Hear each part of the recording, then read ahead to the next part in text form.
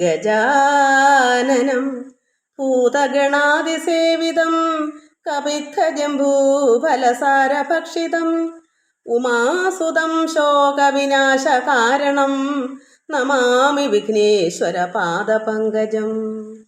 യാ കുന്ദേന്ദു തുഷാരഹാരധവളായ ശുഭ്രവസ്ത്രാവൃതായ വീണാവരദണ്ഡമണ്ഡിതപര യാ ശ്വേതപദ്മാസനായ ബ്രഹ്മാർച്ഛുത ശങ്കര പ്രഭൃതിഭിർദേവൈ സദാ പൂജിത സാ മാം പാതു സരസ്വതി ഭഗവതി നിശേഷജാഡ്യാപഹ.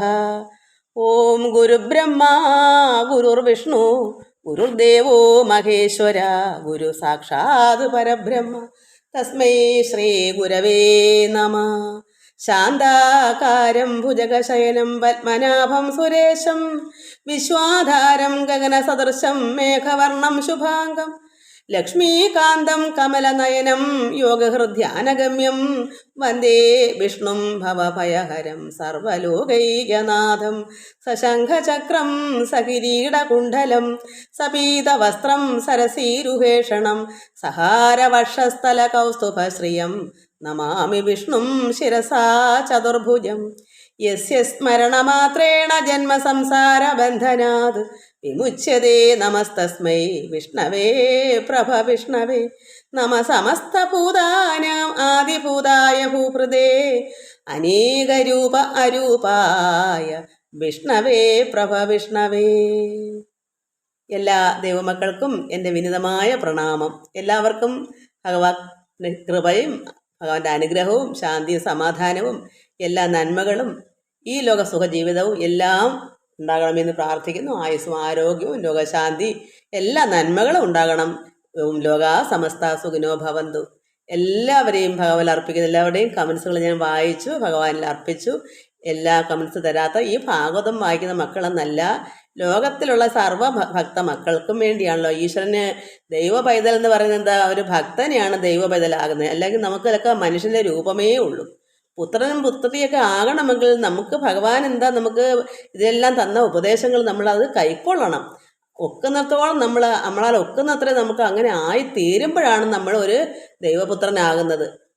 ഒരു പുത്രി ആയാലും പുത്രനായാലും അത് നമ്മൾ അതിനാ ഇതൊക്കെ പഠിക്കുന്നത്. അല്ലെങ്കിൽ നമുക്ക് എന്താ, നമ്മളും സാധാരണ ഒരു രൂപമുണ്ട്, മനുഷ്യ രൂപമുണ്ട്. പക്ഷേ സ്വഭാവം എന്താ, പിന്നെ ഭഗവാന്റെ സ്വഭാവം നമുക്ക് കിട്ടുന്നുണ്ടോ? നമ്മളങ്ങനെ ആകുമ്പോഴല്ലേ ഭഗവാൻ പറഞ്ഞേക്കുന്നത്. ഇതെല്ലാം ഭാഗവത ഉടനീളം വായിക്കുന്ന ഭഗവാൻ അത് നമ്മളങ്ങനെ ആയിത്തീരാനാ. പിതാവാൻ ദൈവം സൽഗുണപൂർണൻ ആഗ്രഹിക്കുന്നു നമുക്കും ഒരു സൽഗുണപൂർണനായി തീരുവാൻ. അതാണ് ഈശ്വരൻ്റെ ഇഷ്ടം. അപ്പോഴാണ് നമ്മൾ ഒരു മനുഷ്യ രൂപവും ആവും, ഭഗവാന്റെ സ്വഭാവവും വരും. അപ്പോഴാണ് ദൈവ മക്കൾ എന്ന് നമ്മളെ പറയാൻ പറ്റും. അപ്പോൾ നമ്മളൊരു ഭക്തനാവുക, അതാണ്. അല്ലെങ്കിൽ നമ്മൾ ഭക്തനല്ലെങ്കിൽ എന്ത് വരും? ഈ ലോക ജീവിതത്തിലെല്ലാം സാധാരണ മറ്റ് ജീവജാലങ്ങളെ പോലെ തന്നെയാണ്. കാരണം ഗുണമില്ലല്ലോ. നമ്മളെ ഉള്ളത്തിൽ പരമാത്മാവ് അറിവാകുന്നു, ഈശ്വരൻ അറിവാകുന്നു. ഈ അറിവ് വരുമ്പോഴല്ലേ നമ്മൾ ദൈവപുത്രിയോ പുത്രനാകുന്നത്. അതുവരെ നമ്മൾ എങ്ങനെ ആകും? അറിയണ്ടേ? അതുകൊണ്ട് യഥാർത്ഥത്തിൽ എല്ലാവർക്കും ഇത് പറഞ്ഞിട്ടില്ല. ചെവിയുള്ളവൻ കേൾക്കട്ടെ എന്നാണ്. അപ്പോൾ ആ കർത്താവിൻ്റെ ഉപദേശം അങ്ങനെ, ചെവിയുള്ളവരെ ഇത് കേൾക്കൂ. അല്ലാത്തവർക്ക് ഭാഗവതം എന്താന്ന് പോലും തുറന്നു പോലും നോക്കിയിട്ടില്ല, ഉപദേശം കേട്ടിട്ടുമില്ല. എങ്ങും പോയി ആരുടെയും വായിൽ നിന്ന് ഒരു നല്ല വചനം സുഭാഷിതം അത് കേൾക്കാറില്ല. അവരറിയുന്നില്ല. അവർ വിചാരിക്കുന്നത് ഈ ലോകത്തിലുള്ള കുറേ അന്വേഷിച്ച് ആഹാരങ്ങളും ഒക്കെ നന്നായി കഴിക്കും, നല്ല വീടും കൂടും ഒക്കെ വരുമ്പോൾ അതാണ് സുഭാഷിതം എന്നാണ്. അല്ല, അത് സാധാരണ എല്ലാവർക്കും പറ്റുന്നൊരു കാര്യം. പക്ഷേ സുഭാഷിതം, ഭഗവാന്റെ വചനങ്ങൾ കേൾക്കാൻ പ്രത്യേകം ഒരു സുഹൃതം കഴിഞ്ഞ ജന്മത്തിൽ ചെയ്തവർക്ക് മാത്രമേ നടക്കൂ, അല്ലാതെ ഒരിക്കലും പറ്റത്തില്ല. അതുകൊണ്ട് ആ ചെവി ഉള്ളവൻ കേൾക്കട്ടെ. എന്താ അങ്ങനെ പറയുന്നേ? അത് നന്നാവാൻ അവർക്ക് ഈ യോഗം ഉണ്ടായിട്ടില്ല. അതുകൊണ്ടാണ് അത് ഭഗവാൻ തന്നെ മറച്ചു പിടിക്കുന്നതാ. അവർക്കതിന് യോഗം ഇല്ലാത്തതുകൊണ്ടാണ് അവർ തുറന്നു നോക്കാത്തത്. ഭാഗവതവും ഭഗവത്ഗീതയും രാമായണവും ഒന്നും അവർ കൈകൊണ്ട് തൊട്ടിട്ട് പോലും ഇല്ല. കാരണം അവരിന് കുറേ ജന്മങ്ങൾ ജനിച്ച് വരണം. അപ്പോഴേ ഇതിന് താല്പര്യം ഉണ്ടായി പതുക്കെ പതുക്കെ വരണം. അല്പമെങ്കിലും കഴിഞ്ഞ ജന്മം എടുത്തിരുന്നെങ്കിൽ ഇപ്പം അല്പം ഒന്ന് കേൾക്കാനെങ്കിലും കണ്ടേനെ, മനസ്സ് തോന്നിച്ചേനെ. അത് നമ്മൾ ആരെയും ഒന്ന് കുറ്റപ്പെടുത്തണ്ട. കാരണം അവരുടെ കർമ്മവാസനയാണല്ലോ. നമ്മൾ കഴിഞ്ഞ ജന്മം ചെയ്ത കർമ്മത്തിൻ്റെ വാസനകൾ കിടക്കുന്നതാണല്ലോ ഈ ജന്മം നമ്മൾ അനുഭവിക്കുന്നത്. അതുകൊണ്ടാണ് എല്ലാവർക്കും നമുക്ക് ശ്രീഹരി അഷ്ടകം ചൊല്ലാം. എന്നിട്ട് നമുക്ക് ഭാഗവതം ഇന്നലെ വായിച്ചതിൻ്റെ അതായത് ധനുയാഗത്തിനെ പറ്റിയാണല്ലോ, മല്ലയുദ്ധമാണല്ലോ വായിച്ചുകൊണ്ടിരുന്നത്. നമുക്ക് അത് വായിക്കണമല്ലോ. ജഗജ്ജാലപാലം കനൽ കണ്ഠമാലം ശരചന്ദ്രഭാലം മഹാദൈത്യകാലം നമോ നീലകായം ദുരാവാരമായം സുപത്മാസഹായം ഭജേഹം ഭജേഹം. ജഗജ്ജാലപാലം കനൽ കണ്ഠമാലം ശരചന്ദ്രഭാലം മഹാദൈത്യകാലം നമോ നീലകായം ദുരാവാരമായം സുപത്മാസഹായം ഭജേഹം ഭജേഹം. സദാംബോധിവാസം ഗളേ പുഷ്പഹാസം ജഗൽ സന്നിവാസം ശതാദിത്യഭാസം ഗദാചക്രഹസ്തം ലസൽപീതവസ്ത്രം ഹസച്ചാരുവക്ത്രം ഭജേഹം ഭജേഹം. രമാകണ്ഠകാരം ശ്രുതിവ്രാതസാരം ജലാന്തർവിഹാരം ധരാഭാരഹാരം ചിദാനന്ദരൂപം മനോജ്ഞസ്വരൂപം ഹൃദാനേകരൂപം ഭജേഹം ഭജേഹം.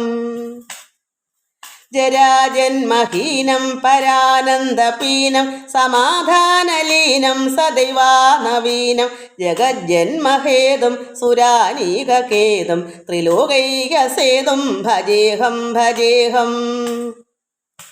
കൃതാംനായ ഗാനം ഖഗാധീശയാനം വിമുക്തേർനിദാനം ഹദാരാതിമാനം സ്വഭക്താനുകൂലം ജഗൽ വൃക്ഷമൂലം നിരസ്താർത്ഥശൂലം ഭജേഹം ഭജേഹം. സമസ്താമരേശം ദ്വിരേകാഭകേശം ജഗൽബിംബലേശം ഹൃദാകാശദേശം സദാ ദിവ്യദേഹം വിമുക്താഖിലേഹം സുവൈകുണ്ഠഗേഹം ഭജേഹം ഭജേഹം. സുരാളീബലിഷ്ടം ത്രിലോകീ വരിഷ്ടം ഗുരുണാം ഗരിഷ്ടം സ്വരൂപൈകനിഷ്ടം സദാ യുദ്ധധീരം മഹാവീരധീരം ഭവാംബോധിതീരം ഭജേഹം ഭജേഹം. രമാവാമഭാഗം തലാഭഗ്നനാഗം കൃതാധീനയാഗം ഗദാരാഗരാഗം മുനീന്ദ്രൈ സുഗീതം സുരൈ സംപരീതം ഗുണൗഘൈരതീതം ഭജേഹം ഭജേഹം. ജഗജ്ജാലപാലം കനൽ കണ്ഠമാലം ശരചന്ദ്രഭാലം മഹാദൈത്യകാലം നമോ നീലകായം ദുരാവാരമായം സുപത്മാസഹായം ഭജേഹം ഭജേഹം. മക്കളെ, നമുക്ക് ഗോവിന്ദ നാമസങ്കീർത്തനം 2-3 വരിയുടെ ചൊല്ലിയിട്ട് തുടങ്ങാം.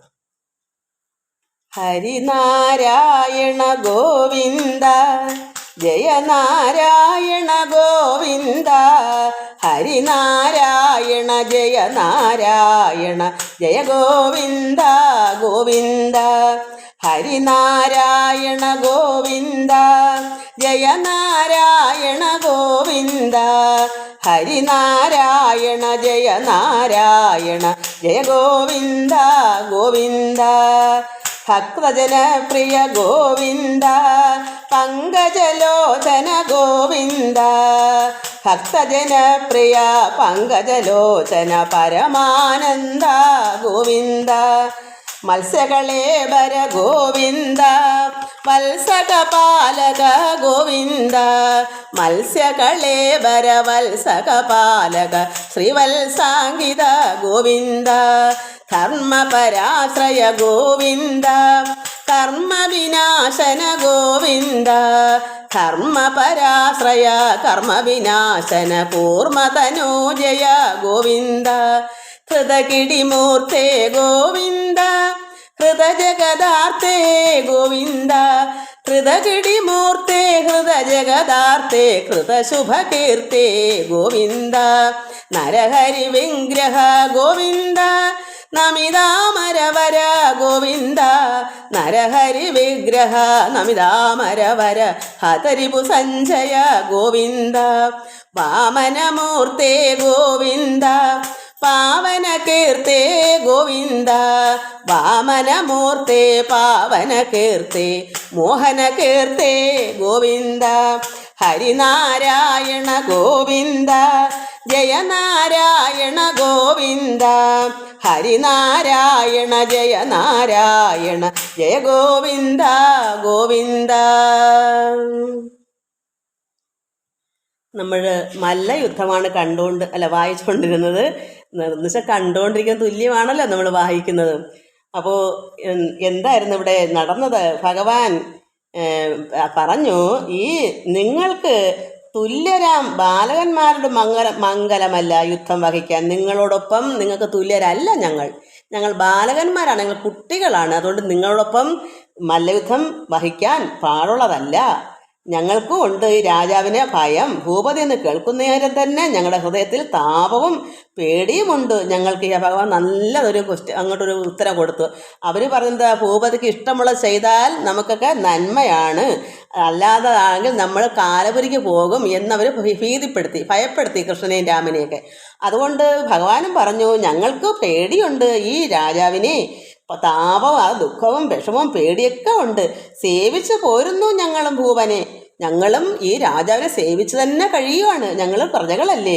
അതുകൊണ്ട് താപം കളഞ്ഞ് രക്ഷിക്കുന്നതും നൃപൻ. ഈ രാജാവ് ദുഃഖങ്ങളെല്ലാം മാറ്റി രക്ഷിക്കുന്ന നൃപനല്ലേ കംസൻ. അതുകൊണ്ട് ഞങ്ങൾക്കും ഭയമുണ്ട്. ഞങ്ങളും അദ്ദേഹത്തെ സേവിച്ച് തന്നെയാണ് വളരുന്നത്, ഇവിടെ ജീവിക്കുന്നത്. പിന്നെയോ, നിങ്ങൾക്ക് തുല്യരാം ബാലകന്മാരുടെ മംഗലമല്ല ഈ യുദ്ധം. നിങ്ങൾ വലിയ മനുഷ്യർ, വലിയ ആളുകളല്ലേ, ഞങ്ങൾ കുട്ടികളല്ലേ. അതുകൊണ്ട് നിങ്ങളോടൊപ്പം ഞങ്ങൾക്ക് മല്ലയുദ്ധത്തിന് സാധ്യമല്ല. കാര്യം അത് ധർമ്മമല്ലല്ലോ, അത് നീതിയല്ലല്ലോ. ധർമ്മമല്ലാത്ത രണം പലർ കാണുമ്പോൾ നിർമ്മലന്മാരെന്ത് പറയും? പാപമെന്ന് പറഞ്ഞിടും. അയ്യോ കണ്ടോ, ഈ പിഞ്ചു കുഞ്ഞുങ്ങളോടൊപ്പം ഈ വലിയ മല്ലന്മാർ യുദ്ധം ചെയ്ത് പാപമല്ലേ എന്ന് ജനങ്ങൾ പറയത്തില്ലേ? അതുകൊണ്ട് ഭഗവാൻ ഇതൊക്കെ പറഞ്ഞു. എന്നിട്ട് ഉടക്ക് അവസാനം എന്ത് വന്നു? ചെയ്തേ പറ്റുള്ള നായി. മുഷ്ടികൻ രാമനുമായിട്ടും തുടങ്ങി, പിന്നെ കൃഷ്ണൻ ആരുമായിട്ട് തുടങ്ങി, പിന്നെ രണ്ടുപേരുണ്ടായിരുന്നില്ല, ചാണൂരൻ. അപ്പോൾ ഭഗവാൻ ഒരു മല്ലനോടും പിന്നെ രാമൻ മുഷ്ടികനോടായിട്ട് അങ്ങോട്ട് തുടങ്ങി. ഇങ്ങനെ പറഞ്ഞെങ്കിലും നടന്നല്ലേ പറ്റൂ. ഇതൊക്കെ നമ്മളിങ്ങനെ വായിച്ചതാണ്. അപ്പം അവരെന്താ അതിനെ പറഞ്ഞത്? ഞങ്ങൾ കുട്ടികളാന്ന് പറഞ്ഞപ്പം, നിങ്ങൾ കുട്ടികളോ? കൊള്ളാം, എന്തൊരു അത്ഭുതമായിരിക്കുന്നു. നിങ്ങൾ കുട്ടികളാവുന്ന എങ്ങനെയാ? നിങ്ങൾ ഇത്രയും ബലമുള്ള ആനയെ നേരം കൊണ്ട് കൊന്നു. അത് എത്ര അസുരന്മാർ നിങ്ങൾ കൊന്നു തീർത്തു.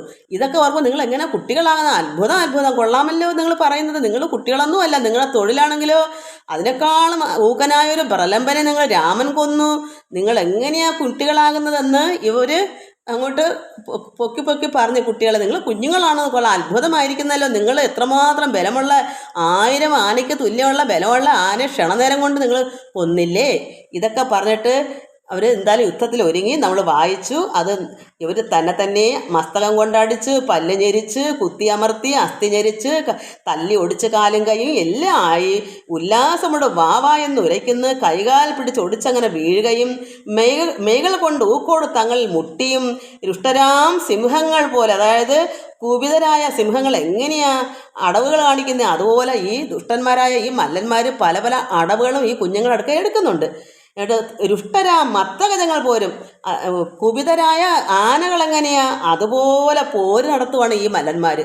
ആനയ്ക്കുള്ള ബലം പോലെ ഉണ്ട് ഈ മല്ലന്മാർക്ക്. ഇവരാണെങ്കിൽ കുട്ടികളല്ലേ, രാമനും കൃഷ്ണനും യൗവനം പോലും ആയിട്ടില്ല, ബാലന്മാരാണ്.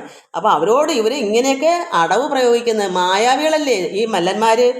ഉത്തമ രാമകൃഷ്ണന്മാരുമായിട്ട് യുദ്ധങ്ങൾ ചെയ്ത് ചൊല്ലി ഒപ്പിപ്പതിന് എത്രയും നമ്മാൽ അരുതെന്നടങ്ങുന്നു. നമ്മളെ കൊണ്ടൊന്നും ഇവരുടെ യുദ്ധത്തിനെ പറ്റി പറയാനാവതല്ല. കാരണം എന്താണ്? ഇത് ഈ രാമകൃഷ്ണന്മാരുമായിട്ട്, ഈ കുഞ്ഞുങ്ങളായിട്ട് രാമനും കൃഷ്ണനുമായിട്ടുള്ള യുദ്ധം ഇവർ 2 ചേരി പോലെയാണ്. മറ്റേ 2 മല്ലന്മാരാണെങ്കിലോ ഭയാനകന്മാരാണ്. ഇവർ കുട്ടികളാണ്. അവരോടുള്ള ഈ യുദ്ധം ചെയ്വത് ചൊല്ലി ഒപ്പിപ്പാൻ ഇത് എത്രയും നമ്മളെ കൊണ്ട് ഇത് പറ്റത്തില്ല. ഇവരുടെ യുദ്ധത്തെ പറ്റി പറയാനും നമുക്ക് പറ്റത്തേ ഇല്ല എന്ന് എല്ലാവരും തങ്ങളിൽ പറയുന്നു. നമുക്കിനി കണ്ടു വായിക്കണം.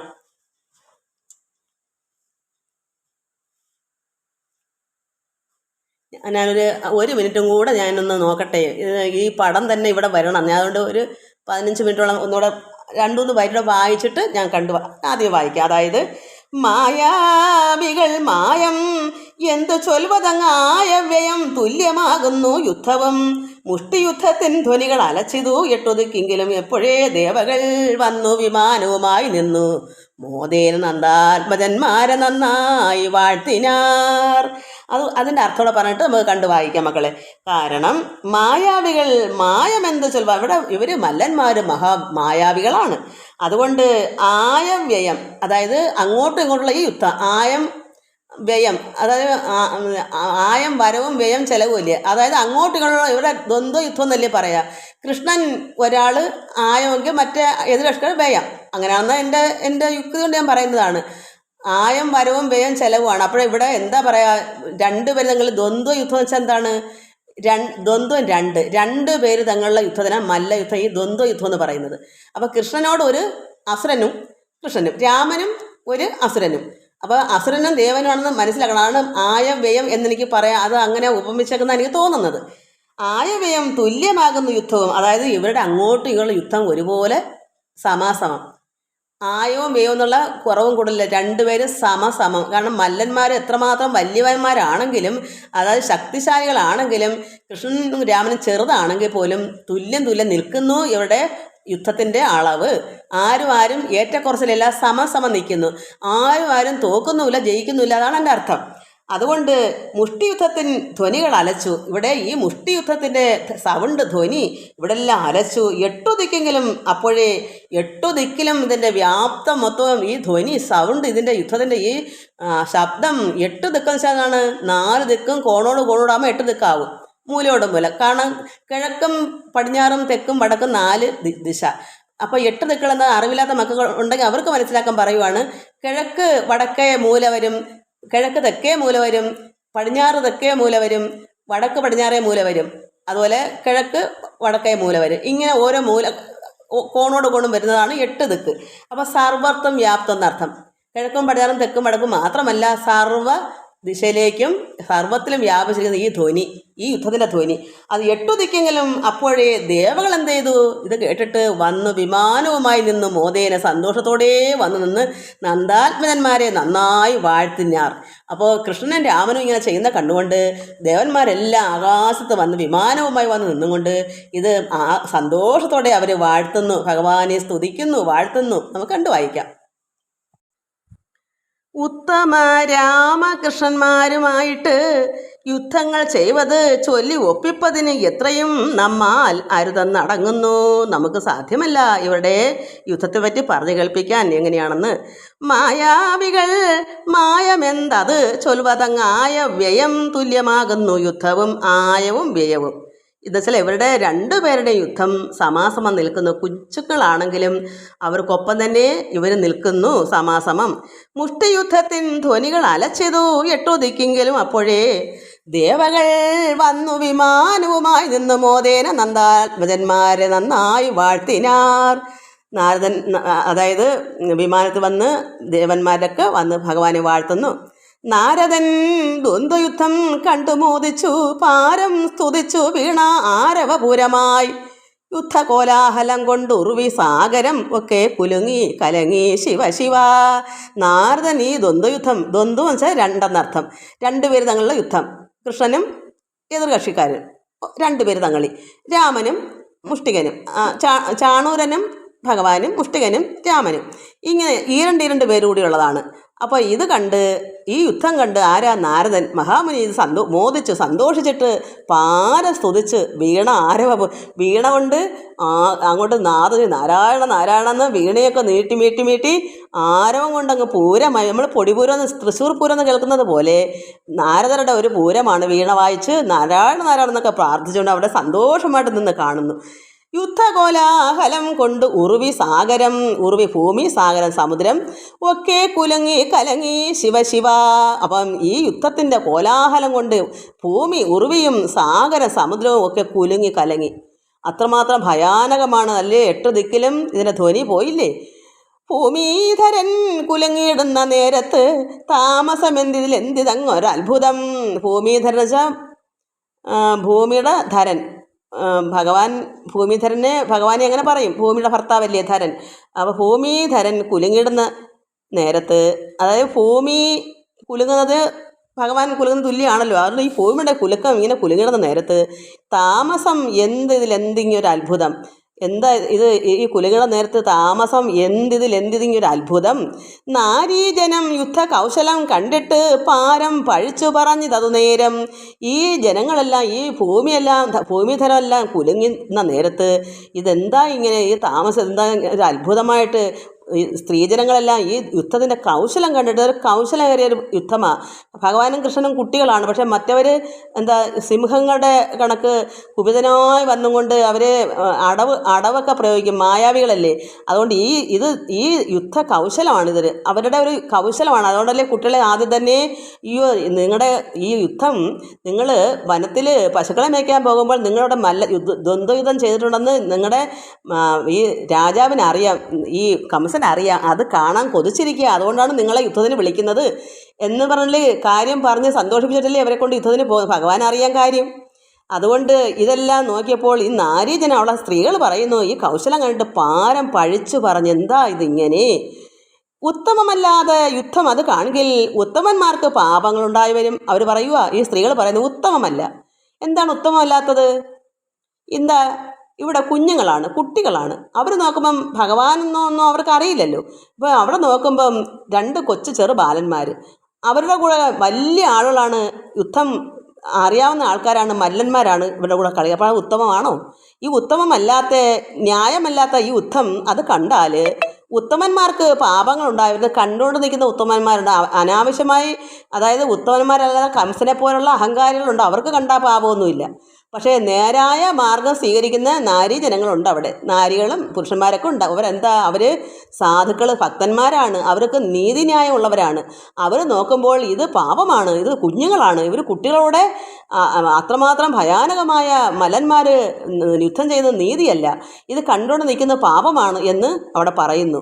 ഉത്തമമല്ലാതെ യുദ്ധം അത് കാണെങ്കിൽ ഇത് നേരായ മാർഗം അല്ലല്ലോ, ഇത് ചതിയാണല്ലോ. അതുകൊണ്ട് ഉത്തമന്മാർക്ക്, ഇവിടെ നമുക്ക് ഉത്തമന്മാരായ നല്ല ആളുകൾക്ക്, ഭക്തന്മാർക്ക് ഇത് കണ്ടോണ്ട് നിൽക്കുന്ന പാപമാണ്, കാണുന്നത് പോലും പാപമാണ്. അതുകൊണ്ട് പാപങ്ങളുണ്ടായി വരും. ധർമ്മമല്ലാത്ത അത് കാണുന്ന നേരത്ത് ധർമ്മിഷ്ഠരായവർ നിൽക്കരുത് ആ സ്ഥലത്തിൽ. അങ്ങനെയുള്ളവർ ധർമ്മിഷ്ഠന്മാർ അത് നിന്നുകൂടാ. ധർമ്മമല്ലാത്തത് കാണുന്നു, ധർമ്മമല്ല. ഇവിടെ യുദ്ധം നേരെ ചെയ്യുന്നത് ഇരുകൂട്ടരും സമപ്രായക്കാരും സമ ആരോഗ്യവാന്മാരും തങ്ങളിലാണ് യുദ്ധം ചെയ്യേണ്ടത്, നല്ല യുദ്ധം. അതുകൊണ്ട് ഇത് കണ്ടുകൊണ്ട് നിൽക്കുന്ന നല്ലവരായ ഉത്തമന്മാർക്ക് ഇത് പാപമാണ്, ധർമ്മമല്ലാത്ത കാര്യമാണ് നമ്മൾ കണ്ടുകൊണ്ട് നിൽക്കുന്നത്. അതുകൊണ്ട് ധർമ്മിഷ്ഠരായവർ, നീതിന്യായം അറിയാവുന്ന സാധുക്കളായ ഭക്തന്മാർ ഇവിടെ ഈ സ്ഥലത്ത് നിൽക്കരുത്. ആ സ്ഥലേ, ആ കളിക്കുന്ന ആ രംഗത്ത് ഇത് കാണാൻ നിൽക്കാൻ പാടില്ല. ഇത് അവിടെ നിൽക്കുന്ന ധർമ്മിഷ്ഠരായ ജനങ്ങൾ പറയുന്ന, നാരികളും ഒക്കെ പറയുന്നു എന്ന് ചൊല്ലുന്നത്. അതായത് ധർമ്മിഷ്ഠരായ അവർ നിൽക്കരുത് ആ സ്ഥലേ എന്ന് ചൊല്ലുന്നത് ശാസ്ത്രങ്ങളിൽ, അതും ഇത് ശാസ്ത്രോക്തിയാണ്. ഇത് അവിടെ ന്യായമായ അറിവുള്ളവർ പറയുന്നതാണ്. ഇത് കണ്ടുകൊണ്ട് നിൽക്കുന്ന പാപമാണ്, ഇത് ശാസ്ത്രം അങ്ങനെയാണ് പറയുന്നത്. വന്ദിതമാം സഭ ഏറ്റവും ദുർലഭം എന്ന്, അതുകൊണ്ട് സത്തുക്കളായുള്ളവർ ചെന്നിടരുത് സഭയിലെന്നേ വേണ്ടൂ. ഈ വന്ദിതമാം സഭ ഏറ്റവും ദുർലഭമാണ്. ഈ സഭയിൽ ദുർലഭമാണ് വന്ദിക്കുന്നവർ. കാരണം എല്ലാവർക്കും വിഷമം, അവർ സന്തോഷിക്കുന്നില്ല. കാരണം ഇവിടെ ചതിയാണ് കാണിക്കുന്നത്. ദുർലഭം വെച്ചാൽ നല്ല ആളുകൾ ഇത് കാണാൻ നിൽക്കത്തില്ല. ഇത് കാണുന്നത് അവർക്ക് പാപമാണ്. കൊച്ചു കുട്ടികളോട് ചെയ്യേണ്ടതേ ചെയ്യാവൂ.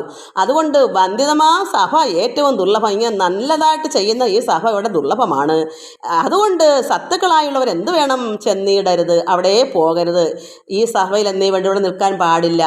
നല്ലവരായ ധർമ്മിഷ്ഠന്മാരായ നീതിമാന്മാരായ സാധു ഭക്തന്മാർ ഇവിടെ നിന്നുകൂടാ. കാരണം ദോഷം അനുഭവിക്കേണ്ടി വരും, പാപം നമ്മളോട് അനുഭവിക്കേണ്ടി വരും. കാരണം കൃഷ്ണനും രാമനും ചെറുതായതുകൊണ്ട് കണ്ടുകൊണ്ട് നിൽക്കുന്ന നമുക്ക് വേണ്ടിയാണല്ലോ അവർ യുദ്ധം ചെയ്യുന്നത്, കാണികളെ സന്തോഷിക്കാൻ വേണ്ടിയാണല്ലോ. അപ്പോൾ ഒരു കുഞ്ഞുങ്ങളോട് ചെയ്യേണ്ട നീതി അല്ലല്ലോ അവർ ചെയ്യുന്നത്. അനീതി കാണിക്കുന്ന കണ്ടുകൊണ്ടൊന്ന് രസിക്കുന്നത് ശരിയാണോ? അപ്പോൾ ആ പാപം കാണികൾ കൂടെ സംഭവിക്കും. അതുകൊണ്ട് അറിവുള്ള ജ്ഞാനികൾ പറയുന്നു, ഇവിടെ ഈ സ്ഥലത്ത് നിൽക്കാൻ പാടില്ല, ചെന്നിടരുത്, ആരും അവിടെ നിൽക്കരുത് ഈ സഭയിൽ എന്നേ വേണ്ടൂ. നല്ലതും അല്ലാത്തതും അറിവാനും ഈ നല്ലത് ചൊൽവാനും ഏറ്റവും പണിയത്രേ. നല്ലതും അല്ലാത്തതും അറിയാൻ, ഇവിടെ നന്മ എന്താണ് തിന്മ എന്താണെന്ന് അറിയാൻ അവിടെ നല്ലത് ചൊൽവാനും പണിയാണ്. അവിടെ ചില കാണികൾ എന്താ, കൊച്ചുങ്ങളായാലെന്തോ, ദുഷ്ടനായാലെന്തോ, ആരായാലെന്തോ, ആര് ചത്താലെന്താ, ഈ കണ്ടുകൊണ്ട് നിൽക്കുക രസിച്ചാൽ മതിയല്ലോ. പൊടിക്കുട്ടികൾ മരിച്ചാലെന്താ, കാണികൾക്ക് സന്തോഷം വേണം. അങ്ങനെ ചില ദുഷ്ടന്മാർ കണ്ടുകൊണ്ട് നിൽക്കും. പക്ഷേ ഇത് ആർക്ക് കണ്ടുകൂടാ? നീതിമാന്മാരായ ഭക്തന്മാർക്ക് ഇത് കണ്ടുകൂടാ. കണ്ടാൽ ഇത് പാപമാകും. നല്ലതും അല്ലാത്തതും, നല്ലതും നല്ലതല്ലാത്തതും അറിവാൻ, ഇതെന്തെന്ന് അറിവാൻ, ഈ നല്ലത് ചൊൽവാനും ഇവിടെ എന്ത് നന്മ പറഞ്ഞു കൊടുക്കാൻ ഇവിടെ ഏറ്റവും പണിയത്രേ. നല്ലത് പറയാൻ ആരും കാണത്തില്ല, കുറച്ച് പേരേ ഉള്ളൂ. ദുഷ്ടന്മാരായവർ കാണുവാൻ വേണ്ടി എന്താ പറയുക, ഈ കംസൻ്റെ ആളുകൾ ദുഷ്ടന്മാർ ഒരുപാട് മലന്മാരുണ്ടല്ലോ കാഴ്ചക്കാരായിട്ട് നിൽക്കാൻ. അവർ ആർപ്പുവിളിയും അട്ടഹാസമൊക്കെ തുടങ്ങും. എന്താ, ഈ കുട്ടികൾ ചാവോളം അവരിങ്ങനെ തുടങ്ങിക്കൊണ്ടിരിക്കും. അത് ആർക്ക് ദഹിക്കുന്നില്ല. നീതിമാന്മാരെ ഭക്തന്മാർ ദുർലഭമാണ്. അവിടെ നല്ലത് പറയാൻ ദുർലഭമാണ്. ആളുകൾ ഇന്ന് നമുക്കറിയാം, എവിടെ നോക്കിയാലും ജനങ്ങൾ കോടിക്കണക്കിനുണ്ടെങ്കിലും അതിൽ 2-4 ലക്ഷം ജനങ്ങളുണ്ടെങ്കിൽ അതിൽ 10-100 പേരെ നന്മ പ്രവർത്തിക്കുന്നവരും നന്മ അറിവുള്ളവരും ഉള്ളൂ. അതുപോലെ ഈ മല്ലയുദ്ധത്തിൽ കാണുവാൻ ഒരുപാട് ജനങ്ങളുണ്ട്. പക്ഷെ നല്ലത് പറയാൻ ഇത് പാടില്ല. ഇത് കുഞ്ഞുങ്ങളോട് കാണിക്കുന്ന ചതിവാണ്. ഇത് പറഞ്ഞു കൊടുക്കാനും മറ്റും ഇവിടെ പണി അത്രേ. അത് ചെയ്യാൻ അവിടെ ദുർലഭമാണ്. ആളുകൾക്ക് സാധിക്കത്തില്ല. അവർ പറഞ്ഞ ആരും കേൾക്കത്തില്ല. കാരണം കാഠിന്യമേറിയ ഹൃദയ ദുഷ്ടത നിറഞ്ഞ ജനങ്ങളായിരുന്നു കൂടുതൽ. അതുകൊണ്ട് ഇവിടെ കുഞ്ഞുങ്ങളാണെന്നൊന്നും ജനങ്ങൾക്കറിയണ്ട. അവർക്ക് എന്താ വേണം, മല്ലയുദ്ധം കണ്ട് ആനന്ദിച്ച് അട്ടഹസിക്കണം. അതുകൊണ്ടാണ് പറഞ്ഞത് നല്ലതും അല്ലാത്തതും അറിവാനും ഈ നല്ലത് ചൊല്ലുവാനും ഏറ്റവും പണിയാണ്. നന്മ പറഞ്ഞു കൊടുക്കാൻ പണിയത്രേ. നല്ലത് ചൊല്ലിയില്ല എന്നങ്ങ് ഇരിക്കലും വല്ലാത്തത് പറഞ്ഞിടലും പാപമാം. നമ്മൾ നല്ലത് പറഞ്ഞില്ലേലും വേണ്ടിയല്ല, അല്ലാത്തത് പറഞ്ഞുകൂടാ. നമ്മൾ അയ്യോ കഷ്ടം, കുഞ്ഞുങ്ങളോട് ഇത് കാണിക്കല്ലേ, ഇത് ചതിയാണെന്ന് പറഞ്ഞില്ലേലും വേണ്ട, മനസ്സിനകത്ത് വിഷമിച്ചിരുന്നാലും മതി. പക്ഷെ വല്ലാത്തത് പറയരുത്. എന്താ വല്ലാത്തത്? അമ്മമാർ പറഞ്ഞില്ലേ ആദ്യം, നിങ്ങൾ കുട്ടികളോ അത്ഭുതമായിരിക്കും, നിങ്ങൾ ഇന്ന പോലെ ആനയെ നിങ്ങൾ വധിച്ചില്ലേ, പിന്നെ അതും പോരായിട്ട് എത്ര പിന്നെ എന്തോ ബലവാന്മാരായ അസുരന്മാരെയൊക്കെ നിങ്ങൾ വധിച്ചില്ലേ, രാമനുമൊക്കെ വധിച്ചില്ലേ. അങ്ങനെ പറയുമ്പോൾ അത് കേട്ട് അത് അങ്ങനെ നമുക്ക് പറഞ്ഞുകൂടാ എന്നാണ് നല്ലവർ പറയുന്നത്. ഇങ്ങനെയുള്ള വല്ലാത്തത് പറയരുത്. ഇവിടെ കുട്ടികളാണ് അവരുടെ അത്ഭുത ശക്തി കൊണ്ടായിരിക്കും അവിടെ ചിലപ്പോൾ അതൊക്കെ സംഭവിച്ചത്. പക്ഷെ കുഞ്ഞുങ്ങളെപ്പോഴും കുഞ്ഞുങ്ങൾ തന്നെയല്ലോ. അതുകൊണ്ട് നല്ലത് പറഞ്ഞില്ലേലും നല്ലത് ചൊല്ലിയില്ല എന്നങ്ങ് ഇരുന്നാലും വല്ലാത്തത് പറഞ്ഞിട്ടില്ല പാപമാണ്. നമുക്കങ്ങനെ പറഞ്ഞുകൂടാ. അത് മക്കളെ നമ്മൾ മനസ്സിലാക്കണം. നമുക്ക് നീതിക്ക് വേണ്ടി നമ്മൾ നിരക്കണം. നീതി മാത്രമാണ് നമ്മളെ ഉദ്ദേശം. എന്തിനും അങ്ങനെ വേണം ജയിക്കാൻ. നമുക്ക് നന്മ മാത്രമാണ് നമ്മുടെ തൊഴിൽ. അപ്പോൾ എന്ത് ചള്ള് കണ്ടാൽ നമ്മൾ പ്രതികരിക്കണം. അതാണ് യഥാർത്ഥ ഒരു ഭക്തൻ. പക്ഷേ ഇവിടെ ലോകത്ത് കൂടുതൽ ആളുകളും ദുഷ്ടന്മാരാണ്. അവരോട് പറഞ്ഞ് ജയിക്കാനൊന്നും നടക്കത്തില്ല. എന്നാലും പറഞ്ഞില്ലേലും വേണ്ടിയല്ല. അതാണ് നല്ലത് ചൊല്ലിയില്ലെന്നിരിക്കില്ല. നമ്മൾ നല്ലത് പറഞ്ഞില്ലേലും വേണ്ടിയല്ല. അവർ കുട്ടികളൊന്നും അല്ല, അവർക്കുള്ളത് വേണം. അവർ ഇന്നാരെയൊക്കെ വധിച്ചവരല്ലേ, അത് ഇരിക്കട്ടെ, ഇവന്മാർ ഇങ്ങനെ തന്നെ ചെയ്യണം അവരോട് എന്ന് പറയാമോ? അത് പറഞ്ഞുകൂടാ. അത് പാപമാണ്. നന്മ ഉള്ളവർക്കത് പാപമാണ്. അതായത് നീതിമാന്മാരെ ഭക്തന്മാർക്കത് പാപമാണ്. അതുകൊണ്ട് നല്ലത് പറയാൻ അവിടെ എറിക്കത്തില്ല. കാരണം ഒരുപാട് പേര് ദുഷ്ടന്മാരാണ്. ഒരു വാക്കോ 2-4 പേര് നന്മ പറഞ്ഞെന്ന് പറഞ്ഞ് അവിടെ ഒന്നും സംഭവിക്കത്തില്ല. അവർ നിർത്തത്തില്ല ഈ യുദ്ധം. അതുകൊണ്ട് നല്ലത് ചൊല്ലിയില്ലെങ്കിലും വേണ്ടിയല്ല. അത് നല്ലത് ചൊല്ലിയില്ല എന്നങ്ങിരിക്കലും വല്ലാത്തത്. അല്ലാതെ കുട്ടികൾക്ക് ഇത് ആവശ്യമാണ്, അവർക്ക് നല്ല കഴിവുണ്ട്, അവരോട് ഇവർ തന്നെ യുദ്ധം ചെയ്യണം എന്നുള്ള വേണ്ടാത്ത കാര്യങ്ങൾ പറഞ്ഞിടലും അത് പാപമാ. അത് കേൾക്കുന്നത് പോലും പാപമാ. ദുഷ്ടനാം കംസനും ഈ സഭായോഗ്യരും ദുഷ്ടോ ഉദ്ധത മതമുള്ളവരും മല്ലരും. അപ്പം ദുഷ്ടനാകുന്ന കംസനും ഈ സഭായോഗ്യരാരാ, അവിടെ സഭയിലിരിക്കുന്ന യോഗ്യരും ദുഷ്ടോ ഉദ്ധത മതമുള്ളവരും മല്ലരും. ദുഷ്ടത നിറഞ്ഞ് കവിഞ്ഞും മതം കൊണ്ടിരിക്കുന്ന മല്ലന്മാരും ശിഷ്ടരാം ബാലരുമായി രണം ചെയ്യുകയിലോ. ശിഷ്ടരാകുന്നവരാരാണ്? ഭക്തന്മാരായി കുട്ടികൾ നല്ലവരല്ലേ, അവർ നീതിന്യായം അറിയാവുന്ന കുട്ടികളാണ്. അതുകൊണ്ട് ശിഷ്ടരെന്ന് അതിനാ പറയുന്നത്. ദുഷ്ടരെന്ന് പറയുന്നത് കംസനെ പോലുള്ളവർ ദുഷ്ടന്മാർ, ശിഷ്ടന്മാർ ഭക്തന്മാരായ ബാലർ കുട്ടികൾ. അപ്പോൾ ഇങ്ങനെ ദുഷ്ടോ ഉദ്ധത, ദുഷ്ടന്മാരിൽ ഏറ്റവും കാഠിന്യ ഉദ്ധതയേറിയ മതമുള്ള ഈ മല്ലരും ശിഷ്ടരാം ബാലരുമായി രണം ചെയ്യിലോ, ഈ യുദ്ധം ചെയ്യിലോ ഒട്ടും കുറവില്ല എന്ന് പറഞ്ഞത് കഷ്ടം പാപമെന്നേ പറയാവൂ. കാരണം ഇതൊന്നും കുറവൊന്നുമല്ല, ഇവർക്ക് ഇത് ആവശ്യമാണ്. ഈ കുട്ടികൾക്ക് ഇത് കുഞ്ഞൊന്നുമല്ല, ഇതൊക്കെ എന്ന് പറയുന്നത് പാപമാണ്. പർവ്വത തുല്യ ശരീരികൾ മല്ലരും. അത് പർവ്വതത്തിൻ്റെ അത്രയും മല്ലന്മാരുടെ ശരീരം ഒരു പർവ്വതം പോലെയുണ്ട്. പർവ്വത തുല്യ ശരീരികൾ മല്ലരും യൗവനമില്ലാതെ മേവുന്ന ബാലരും, യൗവനം പോലും ആവാത്ത കുട്ടികൾ. വജ്ര സമാന ശരീരികളായ ചിലർ, അതായത് വജ്രം അല്ല കട്ടിയുള്ള വജ്രം അങ്ങനെ, അതുപോലെ ഈ മല്ലന്മാരുടെ ശരീരം. അവർ കുറച്ച് നാളുണ്ട് ഇതിന് പൊരുതി നടക്കുന്നതാ, ഇതിനു വേണ്ടി തുനിഞ്ഞിറങ്ങുന്ന മല്ലന്മാരാണ്. അവർക്ക് മല്ലന്മാരെന്ന് പേര് വരെയുണ്ട്. കൃഷ്ണൻ രാമനും ആ മല്ലന്മാരുടെ ഉണ്ടോ? അവർ വൃന്ദാവനത്തിൽ പശുക്കളെ മേയ്ക്കുമ്പോൾ 2 പേരും തങ്ങൾ യുദ്ധം, കുഞ്ഞുങ്ങൾ കളിക്കുന്നു, അത്രയേ ഉള്ളൂ. അവിടെ ആരെയും തോൽപ്പിക്കാൻ അങ്ങനെയാണോ? പിള്ളേരിങ്ങനെ കളിക്കുന്നു, അത്ര മാത്രം. അതുകൊണ്ട് ആ കളി നിങ്ങൾക്ക് ഇവിടെ കളിക്കണം, നിങ്ങളുടെ രാജാവിനെ കാണാൻ ഇഷ്ടമാണ്, അതുകൊണ്ട് അവർ കൊതിച്ചിരിക്കുക രാജാവ്, അതുകൊണ്ട് നിങ്ങൾ മല്ലയുദ്ധം ചെയ്യണം എന്നൊക്കെ പറഞ്ഞല്ലേ ഇവരെ പ്രേരിപ്പിച്ചത്. അതുകൊണ്ട് വജ്രസമാന ശരീരങ്ങളായ ചിലരാരായി ഈ മല്ലന്മാരും വജ്രപുഷ്പങ്ങൾ കമലദളങ്ങളും, എന്നാൽ വജ്രപുഷ്പങ്ങൾ പോലുള്ള സുന്ദരമായ കമലം പോലുള്ള ഇതൾ. കാരണം ഒരു എന്താ താമര പുഷ്പം ഒരു വെയിൽ കൊണ്ടാൽ പോലും വാടി പോകത്തില്ല. അത് പിച്ചിങ്ങോട്ട് മാറ്റിയാൽ ദളം അതുപോലെയാണ് ഈ കുട്ടികൾ. കമലദളം പോലത്തെ നൈസാണ് കുഞ്ഞുങ്ങളല്ലേ, പുഷ്പം പോലെ താമര പുഷ്പം പോലുള്ള കുട്ടികളും തോൽക്കും മൃദുഗാത്ര ശൗരി സുതന്മാരും. അപ്പോൾ ഈ വജ്രസമാന ശരീരികളായ ഈ ചിലർ മല്ലന്മാരും വജ്രപുഷ്പങ്ങൾ കമലദളങ്ങളും ഈ കുട്ടികളും തോൽക്കും മൃദുഗാത്ര, അതാണ് അത്രമാത്രം തോൽക്കും. എന്താ തോക്കും? വജ്രപുഷ്പങ്ങൾ പോലെ താമര പുഷ്പം പോലും തോറ്റുപോകും ഈ കുട്ടികൾ. അത്ര കിളുന്ത കുഞ്ഞുങ്ങളാണെന്നാണ് പറയുന്നത്. ഈ കമലദളങ്ങൾ താമര പോലും തോറ്റുപോകും ഈ മൃദുഗാത്രർ. കുഞ്ഞുങ്ങൾ അത്ര ലളിതം മുറ്റാത്ത കുട്ടികളാണ്, എന്താ പറയുക, ബാലന്മാരാണ്. അതുകൊണ്ട് ഇത് ഉപമിച്ചേക്കുന്ന താമര പുഷ്പം പോലെ അതുപോലും തോറ്റുപോകും.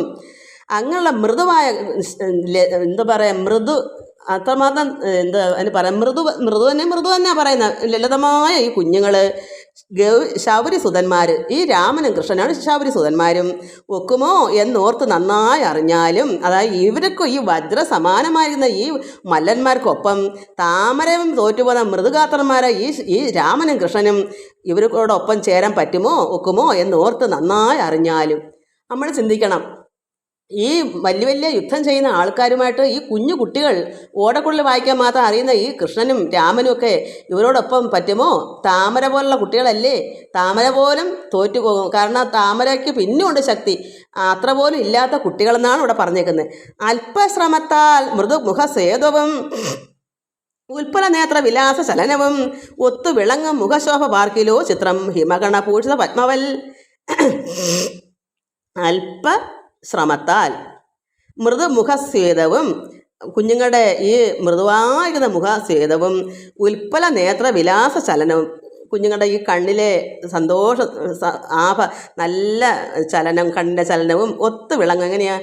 മുഖശോഭ. ഇതെല്ലാം കണ്ടാൽ കുഞ്ഞുങ്ങളുടെ ലളിതം, മൃദുവായിരിക്കുന്ന കുഞ്ഞു മുഖത്ത് താമര പോലിരിക്കുന്ന മുഖശോഭ പാർത്താൽ ചിത്രം, ഇതൊരു ചിത്രം തന്നെയാണ്. എങ്ങനെ? ഹിമകണ ഭൂഷിത പത്മവൽ. ഹിമം മഞ്ഞ് കണങ്ങൾ തുള്ളി ദേഹത്തൊക്കെ ഇങ്ങനെ തുളിച്ച് നിൽക്കുന്ന കുഞ്ഞുങ്ങളല്ലേ, അങ്ങനെയുള്ള ശോഭ കലർന്ന നയനവും, ശോണിതം രക്തത്തിന് കളറാ, അങ്ങനെയുള്ള കുഞ്ഞുങ്ങളെ കണ്ണ് ശരീരം മൊത്തം എല്ലാം ഹിമം കൊണ്ട് മഞ്ഞു തുള്ളി പോലെ വിയർത്ത് നിന്ന് കണ്ണൊക്കെ, ഇവന്മാരുടെ കഷ്ടം. അത്രമാത്രം വല്ലന്മാരുടെ യുദ്ധം പിടിച്ച കുഞ്ഞുങ്ങളെ കണ്ടാൽ നമുക്ക് മനസ്സിലാവത്തില്ലേ കുട്ടികളുടെ രീതി? താമര പോലും അതിനേക്കാളും പറ്റും. അത്രമാത്രം ലളിതമായ കുട്ടികളുടെ കണ്ണൊക്കെ ചുമന്ന് മഞ്ഞുകണങ്ങളെ പോലെ ദേഹം മൊത്തം വിയർപ്പ് തുള്ളികളും, പിന്നെ ശോണിതം രക്തത്തിന് നിറം പോലെ കണ്ണ്, നയനം, അങ്ങനെ തോന്നുന്നു. ശോഭ നല്ല കാണാൻ നല്ല സൗന്ദര്യമായ നയനം, ശോണിത നിറത്തിലെ സുന്ദരമായ നയനവും, ശോണിത പത്മാഭ വെല്ലും ബല ആനനം. ശോണിത പത്മാഭ, താമരപ്പൂവാണല്ലോ ശോണ നിറം, വെളുത്ത താമരയല്ല, ചുമന്ന താമരപ്പൂവിൻ്റെ കണക്ക് ആഭ, താമരക്കാളും ഉള്ള സൗന്ദര്യം വെല്ലുന്ന ബല ആനനം. എന്തെന്ന ബലനാരാ? ബലരാമൻ്റെ ആനനം, മുഖം.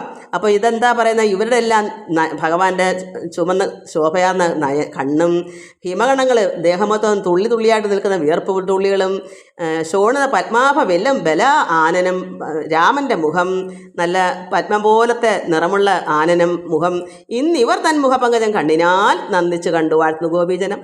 ഇവരുടെ ഈ മുഖപങ്കജം കണ്ടിട്ട് ഈ ഭഗവാന്റെയും രാമൻ്റെയും ഇങ്ങനെ ശോഭിക്കുന്ന കണ്ണ്, നയനത്തോടു കൂടിയ താമര പോലത്തെ ലളിതമായിരിക്കുന്ന മുഖവും സൗന്ദര്യവും ഹിമതുള്ളികൾ, മഞ്ഞുതുള്ളികൾ, വിയർപ്പുകളെല്ലാം ഇങ്ങനെ കണ്ടപ്പോൾ, ഇന്നിവർ തൻ മുഖപങ്കജം, ഭഗവാന്റെയും രാമൻ്റെയും ഈ മുഖം കണ്ടപ്പോൾ കണ്ണിനാൽ നന്ദിച്ചു കണ്ടു വാഴ്ത്തുന്നു ഗോപീജനങ്ങൾ. അവിടെ നിൽക്കുന്ന ഗോപീജനങ്ങളെല്ലാം ഭഗവാനെ വാഴ്ത്തുന്നു. കണ്ണിന് ആനന്ദം, അത്ര സൗന്ദര്യമാണ് ഇവരുടെ, ശോഭയാണ്. പുണ്യം അവർ ചെയ്തോർക്ക് അത്യത്ഭുതം. അപ്പോൾ ഇവിടെ ഗോപീജനങ്ങൾ എവിടെ നിൽക്കുക? വൃന്ദാവനത്തെ ഗോപീജനം ഇങ്ങനെയുള്ള കുഞ്ഞുങ്ങളെ അവരോടൊപ്പം ജീവിച്ച് അവർക്ക് എന്തൊരു നന്ദി, എന്തുമാത്രം ആനന്ദം അവർ അനുഭവിക്കുന്നു. കണ്ണിനാൽ നന്ദിച്ച് കണ്ട് വാഴ്ത്തുന്ന ഗോപിജി. ഭഗവാന്റെയും രാമൻ്റെയും സൗന്ദര്യത്തെപ്പറ്റി ഈ നാരികൾ പറയുന്ന വൃന്ദാവനത്തിൽ ഈ ഗോപികൾമാർ ഭഗവാനെ കണ്ടുകൊണ്ട് ഇങ്ങനെ എന്നും വസിക്കുന്നില്ല, എന്തൊരു ഭാഗ്യമാ.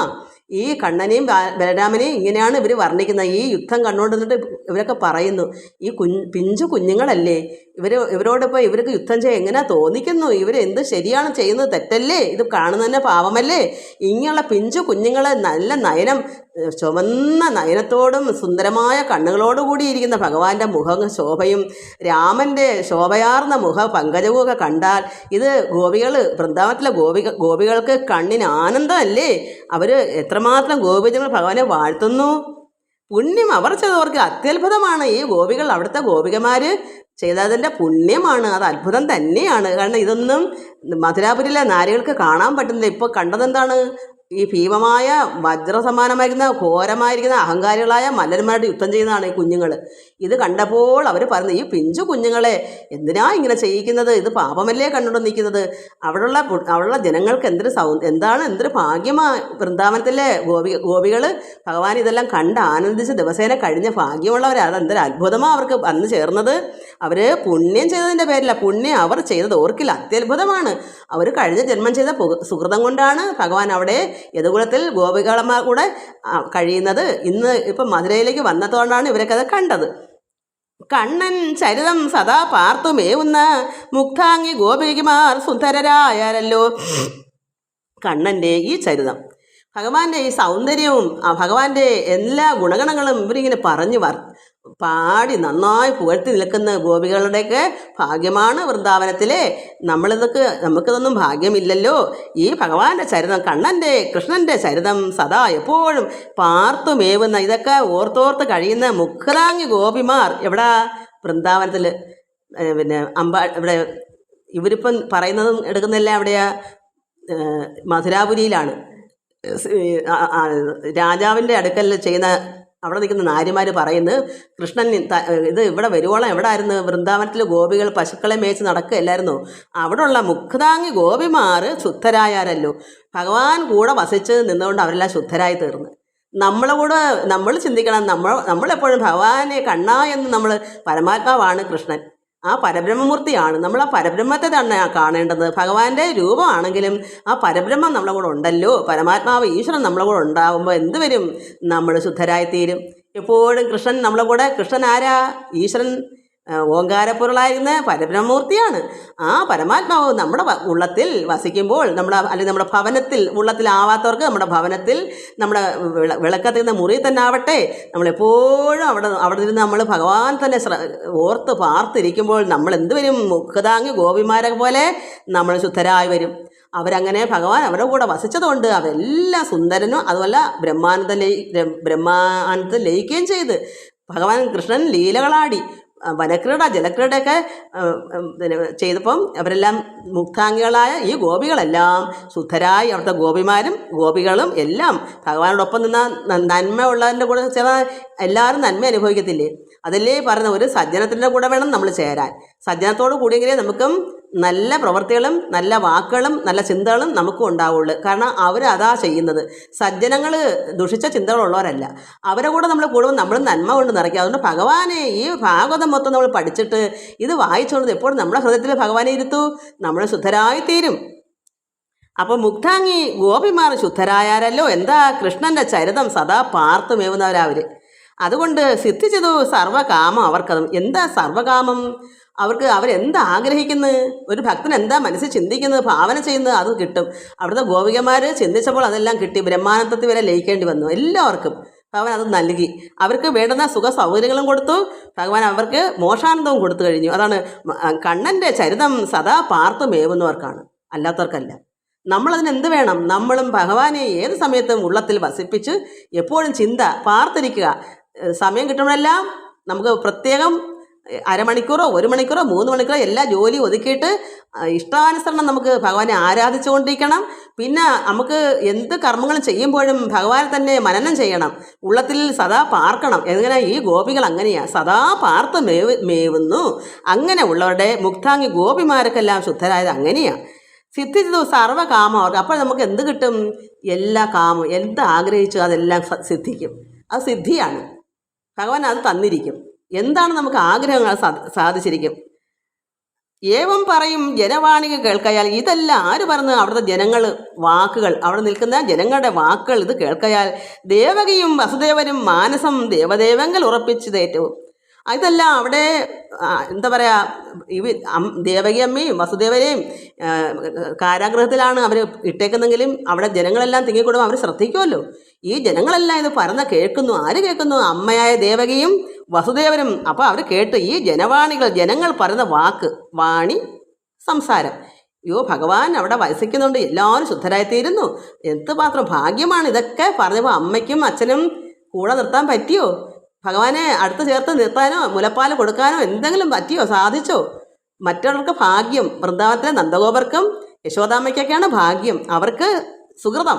അതുകൊണ്ട് ഇതൊക്കെ ആര് കേൾക്കുന്നു? ദേവകിയും വസുദേവരും മാനസം ദേവദേവങ്കലങ്ങ് ഉറപ്പിച്ചതേറ്റും ഭഗവാൻ പരമാത്മാവിൽ തന്നെ അവർക്ക് ഉറപ്പിച്ചു നിശ്ചലമായി. എന്താ? ദേവനാം പുത്രനെ ചിന്തിച്ചു ചിത്തവും. അപ്പോൾ ഇങ്ങനെ നിൽക്കുന്ന പരമാത്മാവാണോ എൻ്റെ കണ്ണൻ നാരായണൻ കൃഷ്ണൻ, എൻ്റെ മകൻ സൂനു? അങ്ങനെ പിതാവും മാതാവും കൂടെ ആ പരമാത്മാവിൽ തന്നെ അവരങ്ങ് ലയിച്ചു. അതും ഒരു നല്ല കാര്യം. കാരണം മകനായിട്ട് കണ്ടുകൊണ്ടിരുന്നെങ്കിൽ ഇത് പറ്റത്തില്ല. എപ്പോഴും മകനുള്ള ചിന്തയാ സ്നേഹത്തിലായിപ്പോയേനെ.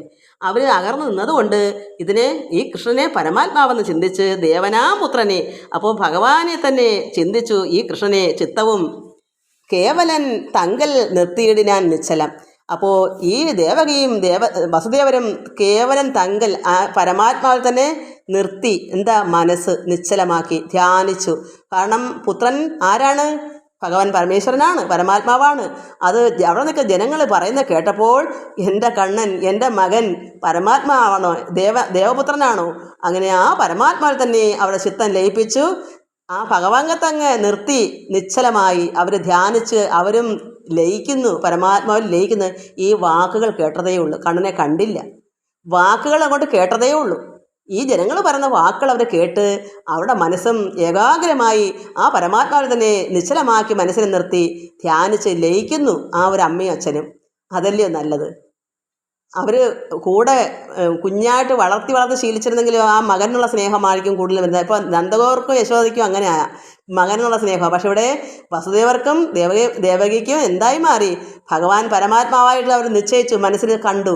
അങ്ങനെ ചിന്തിച്ചിട്ട് പുത്രനെ തന്നെ ചിന്തിച്ച് മനസ്സ് ചിത്തം കേവലം തങ്ങൾ ആ പരമാത്മാവിൽ തന്നെ അവൾ നിർത്തി നിശ്ചലമായിട്ട്. വിഷ്ടപരക്ഷാകരനാം ബലഭദ്രൻ ദുഷ്ടനെ വേഗനെ കൊല്ലണമെന്നോർത്ത് നമുക്ക് ഇനി ബാക്കി അടുത്ത പ്രാവശ്യം വായിക്കാണ്ട് നമുക്ക് ഇത്രയും മതി. കേവലം തങ്കൽ നിർത്തിയിടിനാൽ നിശ്ചലം. നമുക്കും ഇതുപോലെ, കാരണം സമയം ഒത്തിരി പോയി ഞാൻ നോക്കിയില്ല. അപ്പോൾ ഭഗവാൻ തന്നെ നമ്മൾ നിശ്ചലമാക്കി വെക്കുക. പരമാത്മാവ് ഭഗവാൻ കൃഷ്ണൻ എല്ലാവർക്കും പരമാത്മാവാണെന്ന് കണ്ട് നമുക്ക് പിന്നെ പോകെ ആ രൂപം നമുക്ക് പിന്നെ വേണ്ട, ആ പരമാത്മാ ചൈതന്യം തന്നെ മതി. അങ്ങനെ ആയാലും എങ്ങനെയാലും കുഴപ്പമൊന്നുമില്ല. ഈശ്വരനാണ്, വലിയവനാണ്, ലോകപിതാവാണ് കൃഷ്ണൻ്റെ ഉള്ളത്തിൽ എന്ന് മനസ്സിലാക്കുക. അല്ലാതെ ദേവകിയുടെയും വസുദേവരുടെയും മകനായി കാണുകയല്ല വേണ്ടേ.